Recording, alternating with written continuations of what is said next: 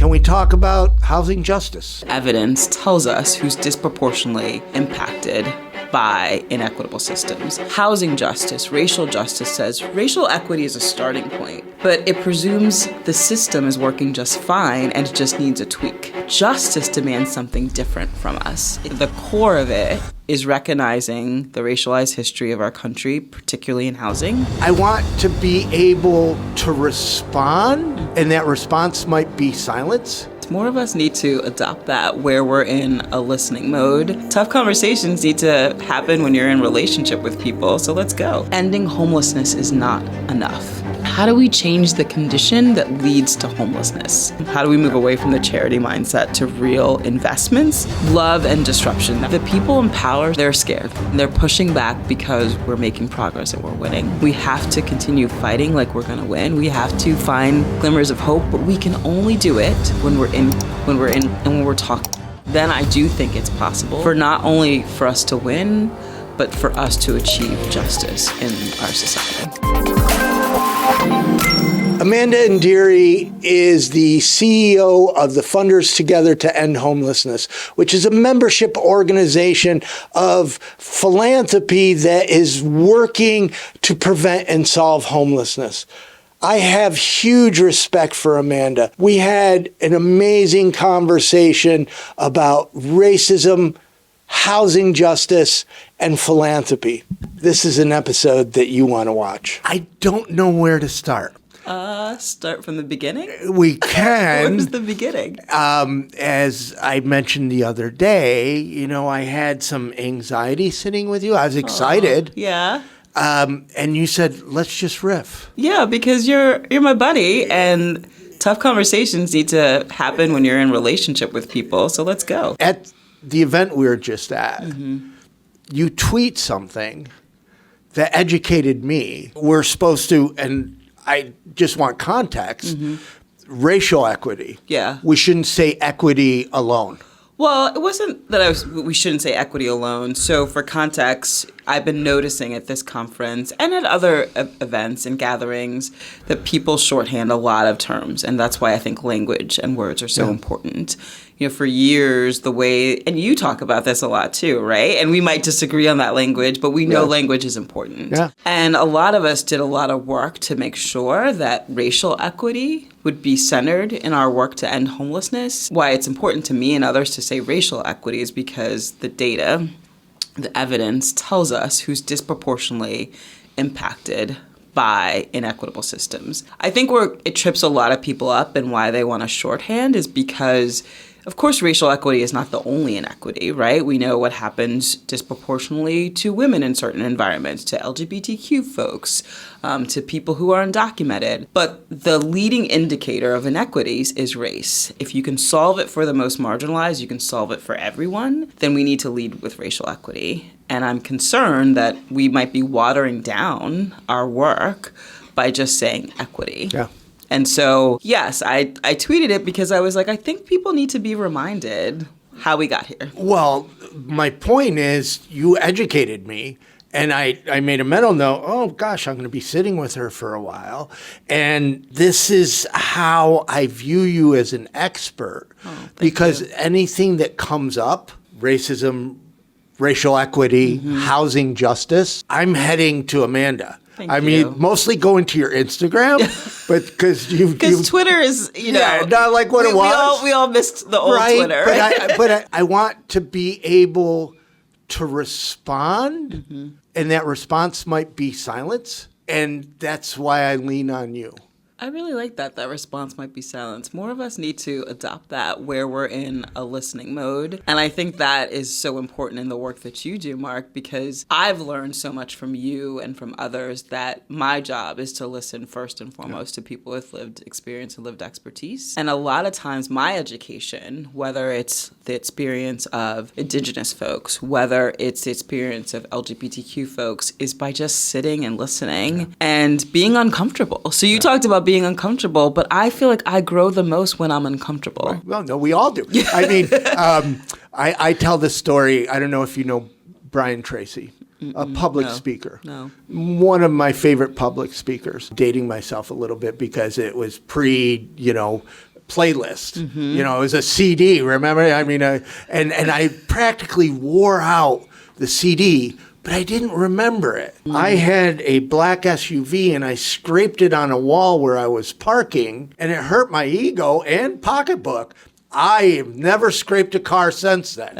It was the pain that taught me. And I use that as that example that sometimes, and we do have a relationship. So even though I knew we were going to have these conversations and part of it might be uncomfortable, I was looking forward to it. I was literally excited. Good. We have to lean into the messy, uncomfortable stuff. You lean into it all the time. You teach me about saying the thing. Well, I probably go too far sometimes.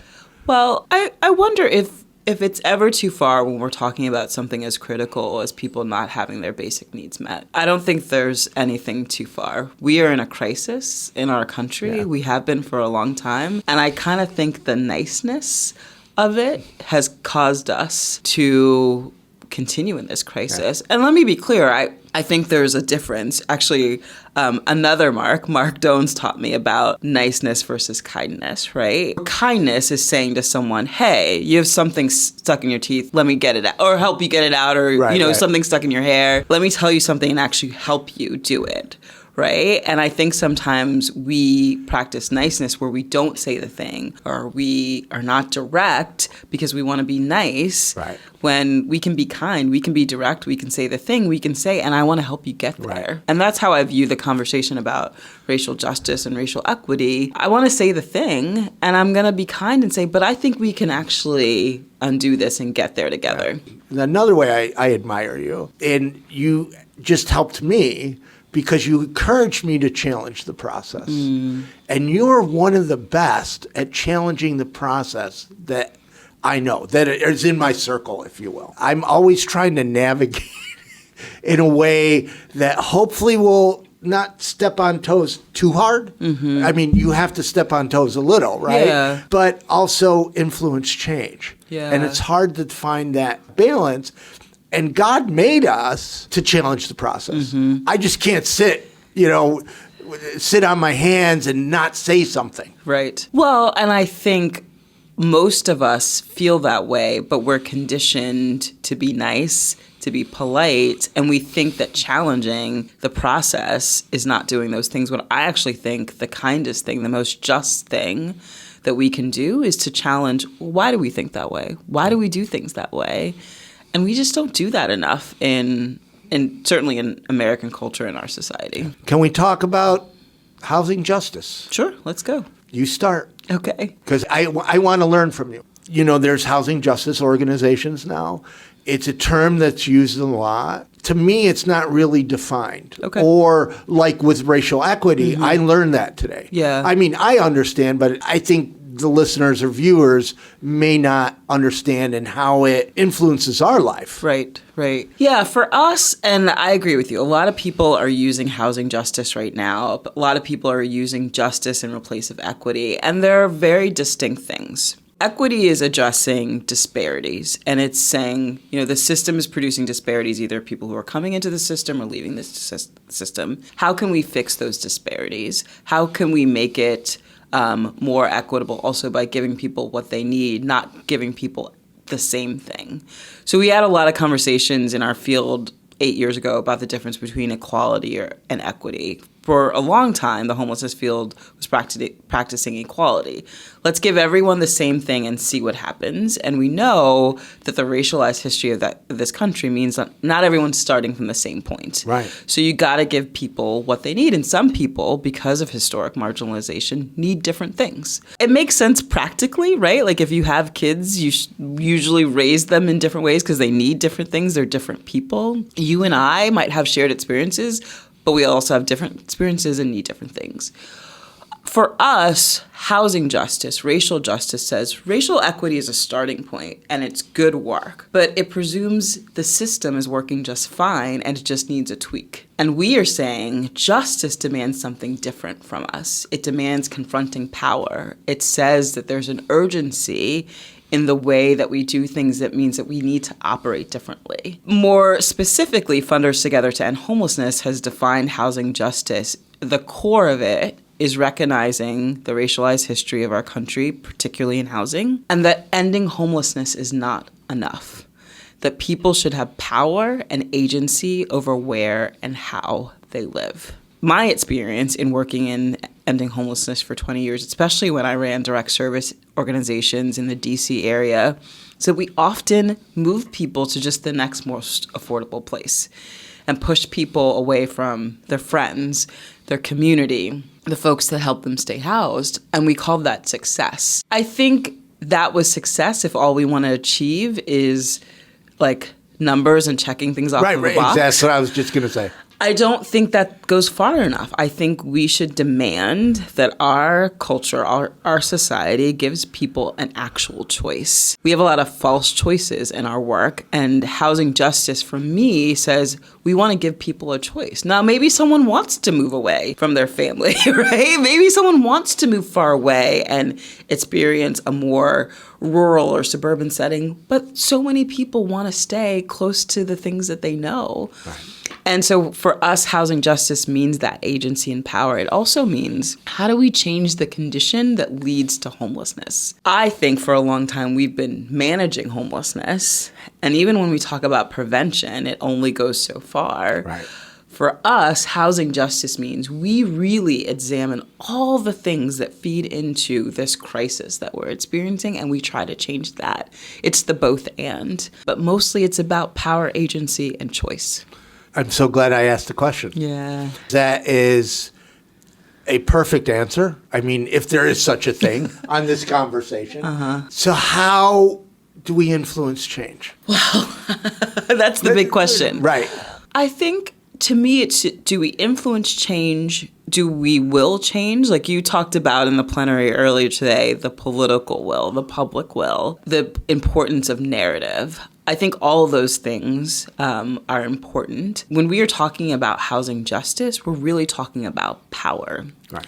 And let's be honest, just like you were honest and saying people don't often care about people who are unhoused or homeless people. I think that's because we don't have the power. We don't have the power to influence in a way that says we should be listened to. And when I say we, of course, first people with lived experience and lived expertise, but all of us working to end homelessness, we don't have that power. Yeah, there's little power. Yeah. If any. If any. We see that by all the criminalization and all the dismissiveness and all the right words, but not the right action and the right policy. So I wish I had a better answer. You said I had a perfect answer to the last question. This one I might fumble. No. Because I don't know, Mark. I think we're at a precipice. We're at this point in a lot of social justice movements, not just ending homelessness, not just housing justice, where we won't get to change unless we take the power that's rightfully ours and demand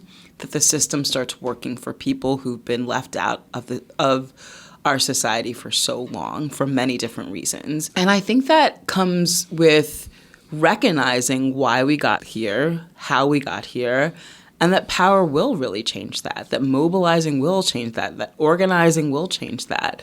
Not just traditional advocacy, that we really have to demand what is a basic human need and right for so many people. What I see, I mean, you mentioned maintaining, and people have the best of intentions. I'm not like pointing a finger that somebody's doing wrong. We're human. And I see a lot of busy work. Like, okay, there's this problem here.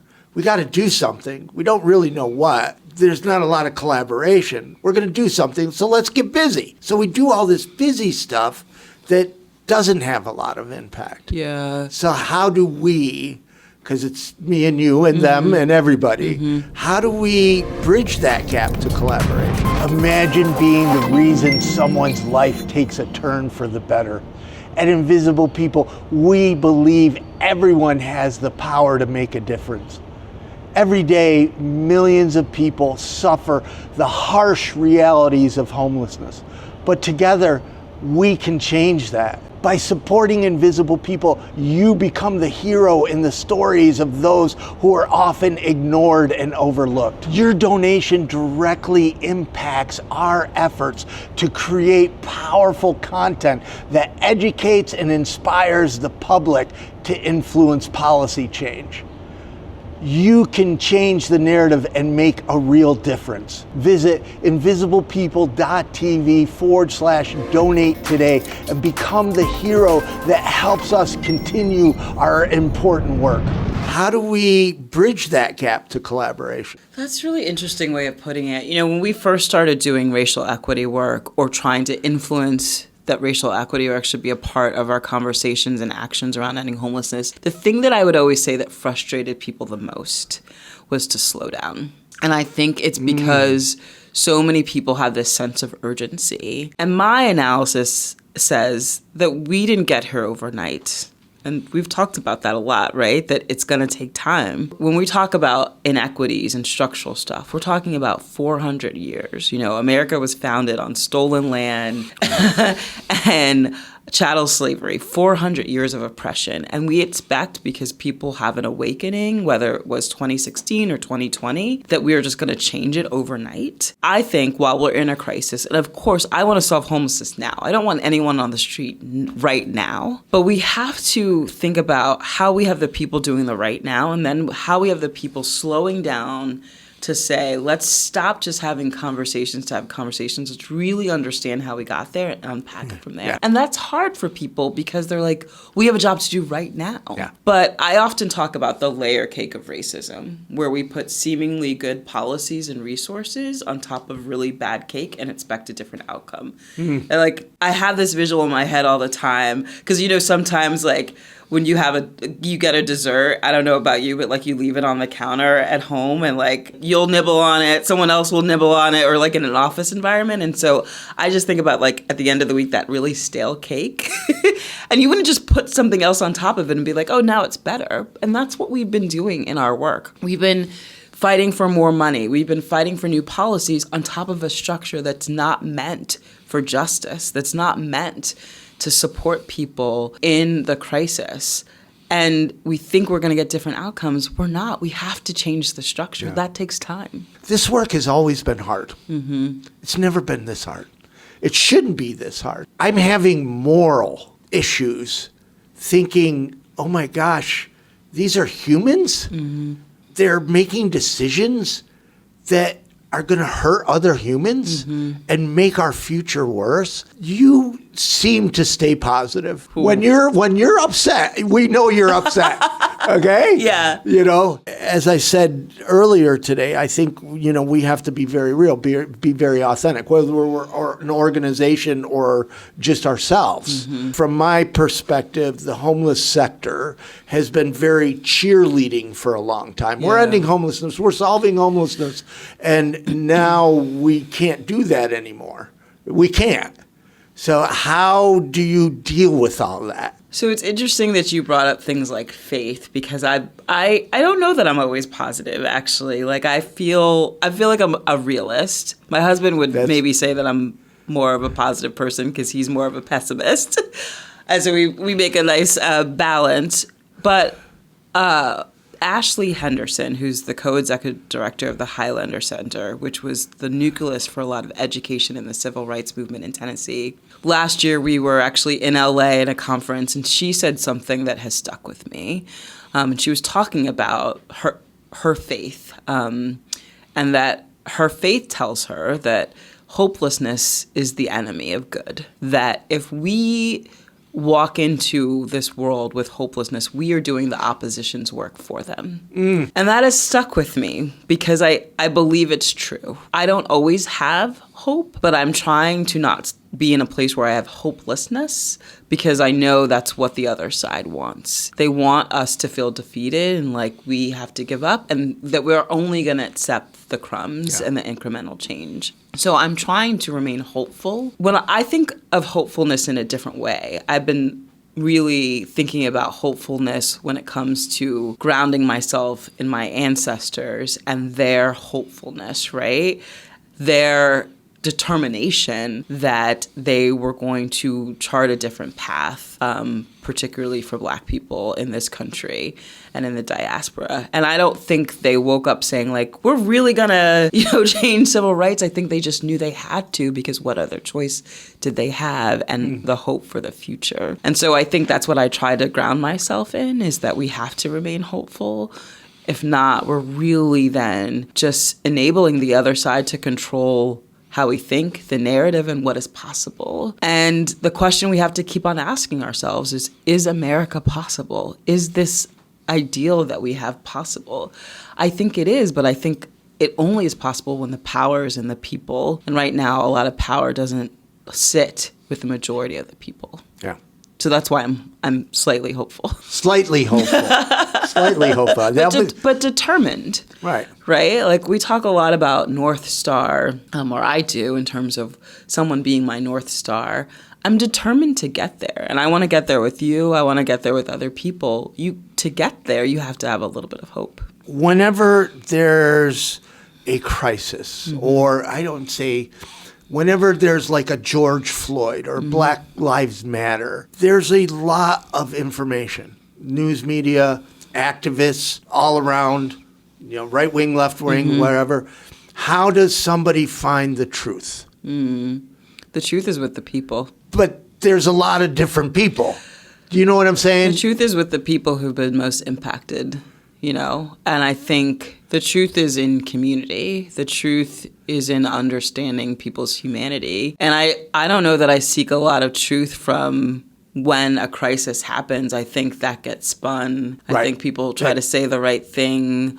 I don't know. I feel like those moments don't offer opportunity for a lot of truth. Great point, because the news media is pushing the stuff that will get traffic so that they can sell ads. Yeah. And it might not be it isn't the truth.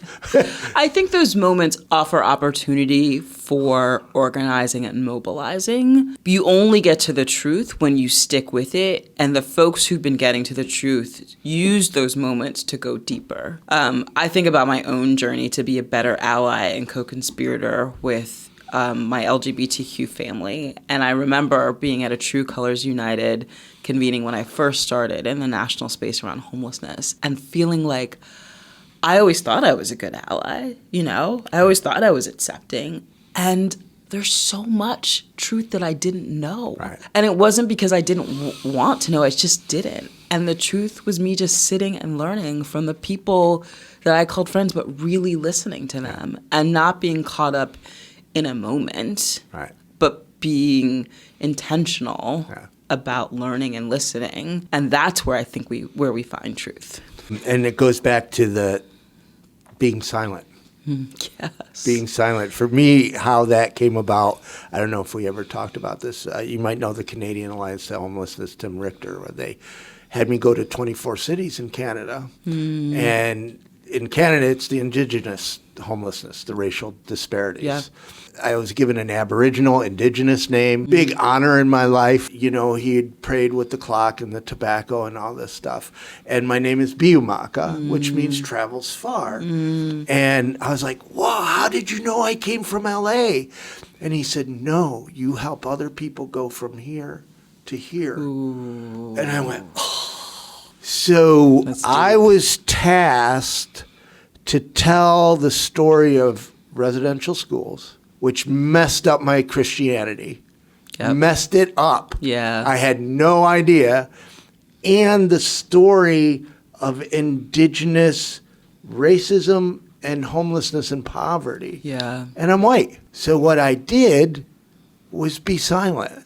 Like, give them the power of the camera or whatever. Absolutely. And that is how I learned to navigate those situations. Yeah. Well, I think that is the best way that we learn, when we sit in silence and in a position of curiosity, when we ask questions, when we get to the point of the limit of our understanding.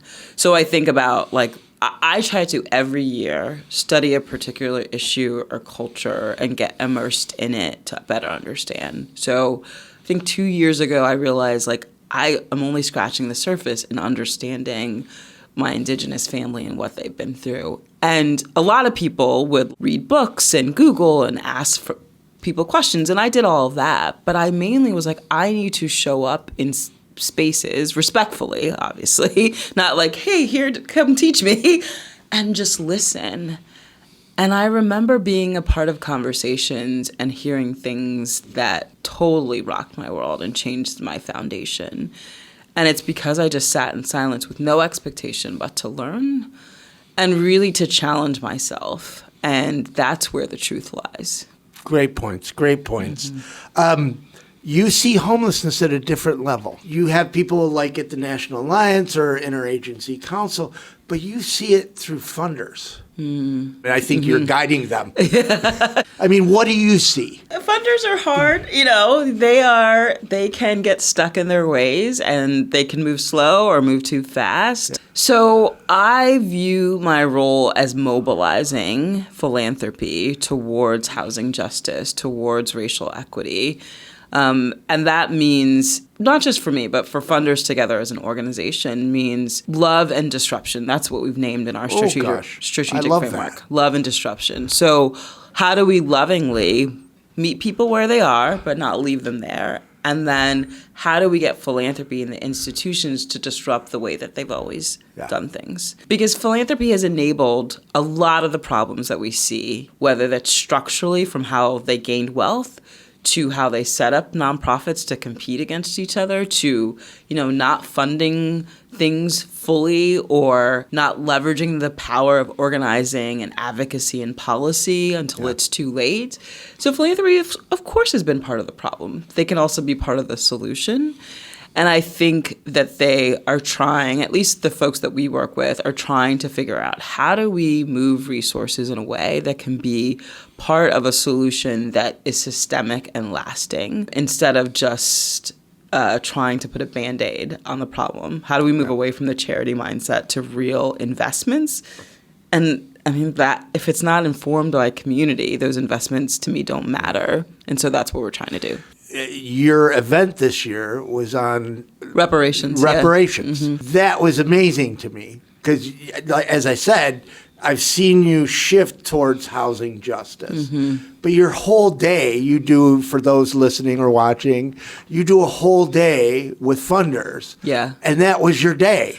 Yeah. That's pretty big. It is, because we want to be bold, right? So we believe, we believe reparations is a tool of the government. Like if we are fighting for reparations, that's government's responsibility, but philanthropy can do reparative philanthropy. And it was really important for us to have our funders understand the difference and understand their role in it. And I guess for some that might be a controversial topic, but we're dealing with the facts here, folks, right? The facts are that a lot of philanthropy got their money off of extraction. And so they owe something different to community. And I think we can't shy away from those tough conversations. It's how you have those conversations. I mean, we didn't walk into the room. That's a tough pill to swallow. Yeah, right. Especially for the people that are at the top. But, folks were so engaged in that conversation. And they were so moved and motivated because it wasn't just about reparations. We also talked about things like tactic versus strategy and power building and all of those things that go into how do we get to change. And I think people just sometimes actually need to be pushed and mobilized in a different way, as long as you do it with love and disruption. And I'm sometimes guilty of just saying, could you just do this right now? Like, why are we taking so long? Right now. I think you and I share that. Like, it's not so hard, do it right now.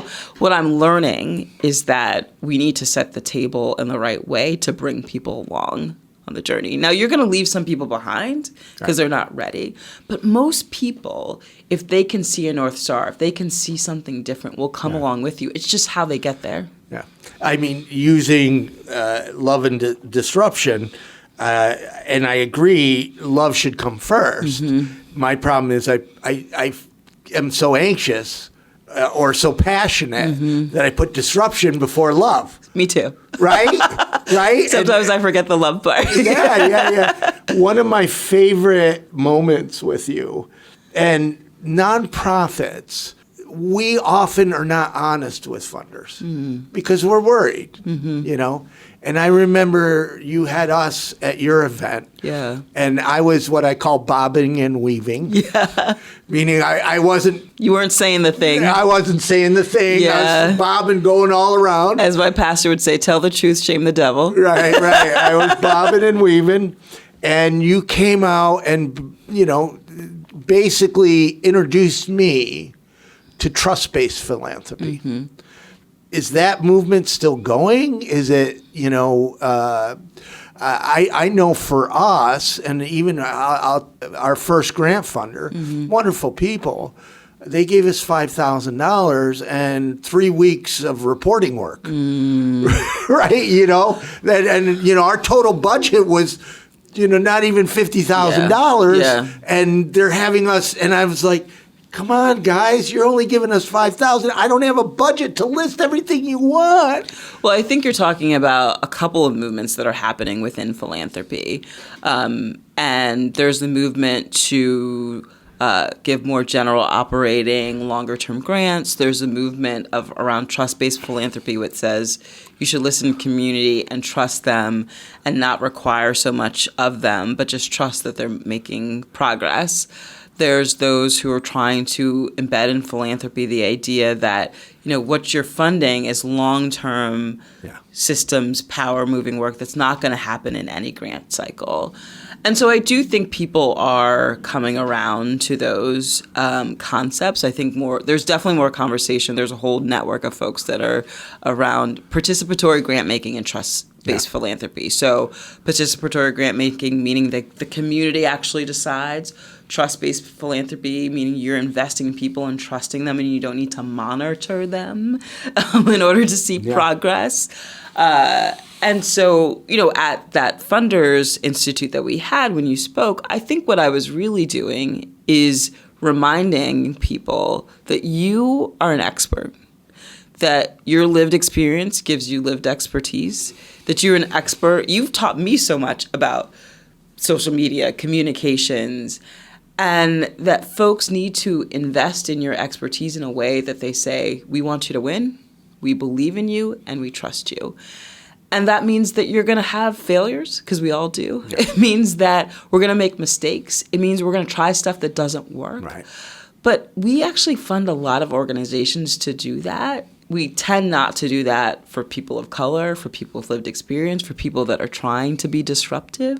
And that's actually what we need to do more of. Right.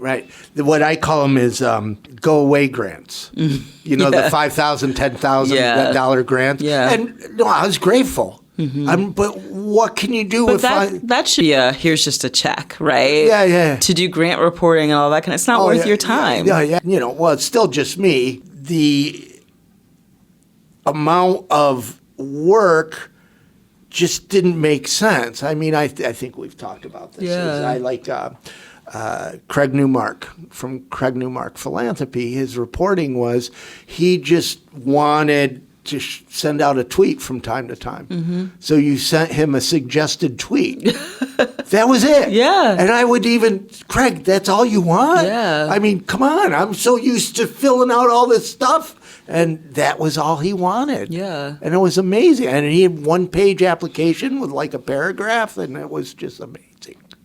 I think when we're in right relationship, and that's what we're trying to do, is to say to philanthropy, you need to be in right relationship with your grantee partners. You need to give up the power. When you're in right relationship, you don't often need the monitoring and the trust and reporting because you know the progress is being made. And I think we need to get to a better place where we can actually invest in people like we want them to win, and that means not distracting them with reporting. Yeah, you brought up something, which is and we've been very. I mean, I'm grateful for every grant, but the relationships are never there, and I've longed for that. Meaning, if I'm in trouble, who am I gonna? You know, it's like when you're in trouble, you call your mom, you call your dad, right? I'm not saying bail you out of jail, but, you know, my car broke down or whatever. And sometimes as a nonprofit, you hit a speed bump. And we don't have anybody to call. Do you know what I mean? And those relationships were there. And from my perspective, wonderful grant funders. I'm not that they don't know how to build their relationships with their grantees, or maybe it's the smaller grantees. I think the bigger grantees, your United Ways, your Red Crosses, there's more of a ongoing communication. Does that make sense? Yeah. I mean, I think I see it all, right? I see some foundations, funders who do really well in being in relationship with their grantee partners. And that might be the bias of I just have some folks that are just really good at it. I see folks who that's not their strong point, or they have more of a transactional relationship. So I see it all. I mean, I think that the majority of philanthropy sometimes doesn't know, because of the power dynamics, how to be in right relationship. Yeah. And I have to say, as we're talking about this, it may be something in my head that never existed. I just wish it did. Yeah. You know, it's like, okay, you're supporting us, and I need this other support that might not be money. Well, I think that's a matter of then just asking. There's actually a lot of funders who want to support in ways outside of money. They want to use their voice, their power, they want to convene. And I think sometimes they just need to be invited into those spaces, because a lot of funders are really careful about the power dynamics and don't want to over suggest something. But if you ask, most of the time, we fundraise too. We have to get money to supporting funders, so it's a weird dynamic. But we often ask our members, our funders, could you say this at this meeting? Could you remember to convene people in this way? Yeah. There's no guide on how do you deal with philanthropy? How do you deal with boards? I've heard every different type of thing. I think people have built industries on fundraising to say this is the right way. I started actually doing fundraising in my nonprofit career, so I have a lot of respect for it. But I often feel those things center the wrong people and puts power in the wrong place. And there's a lot of people who are working to decentralize fundraising, because those guidebooks don't tell you how to be in right relationship. They tell you how to craft a thing to get a thing. That's transactional. Right. We want to be in transformational relationship with folks. So they're investing and resourcing community in a way that says, I trust you, I believe in you. I don't know how you can write a guidebook for that. No, and that was my point, is I think they're all not worth the price or the time, right? And I think that, for those of us that are not, me, I'm a formerly homeless dude that grabbed the camera, and here I am. And how do you navigate these different structures in the nonprofit space? Yeah. And I bump into it by accident. And sometimes you get some good advice and sometimes not. Yeah. Well, I think that's the part of the problem is we shouldn't have to navigate doing what's just and right.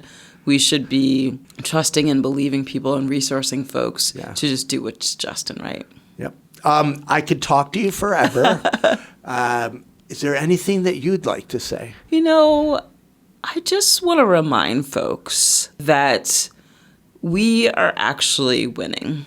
It doesn't feel like that right now. I believe the pushback that we're seeing, particularly on racial equity efforts, when you think about the narratives around critical race theory, the pushback even for our LGBTQ folks and family, they're devastating and they're really hard. But the people in power see us making progress and they're scared.